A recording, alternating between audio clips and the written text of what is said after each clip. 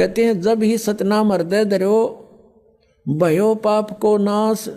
और जैसे चिंगारी अग्नि की भाई पड़े पुराने घास, करोड़ों टन सूखा घास फूस पड़ा हो और उसमें एक माचिस की सीख जला के लगा दे, सारे का नाश करके राख बना देती है।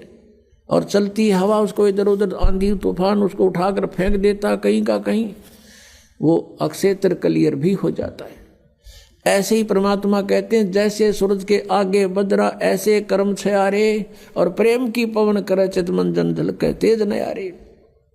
प्रेम की पवन चलेगी जब परमात्मा के मंत्र के साथ, वो तो फूंक देगा, और फिर प्रेम की पवन और करे चित मंजन, भगवान में एक प्यार जागृत होगा, आंखों से आंसू चलेंगे।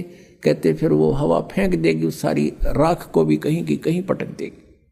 अब ये क्लियर हुआ कि जो भगवान परमेश्वर कबीर जी की साधना करते हैं उनके संचित कर्म भी और उनके प्रारब्ध के कर्म भी नाश होते हैं। लेकिन भगवान ब्रह्मा विष्णु शिव और ब्रह्म और सरपुरुष, यानी ब्रह्म और परब्रह्म, अक्षर पुरुष तक, सरपुरुष और अक्षर पुरुष, इनकी भक्ति से ना तो प्रारब्ध में कोई परिवर्तन हो सकता और न ही आपके संचित कर्म का नाश हो सकता।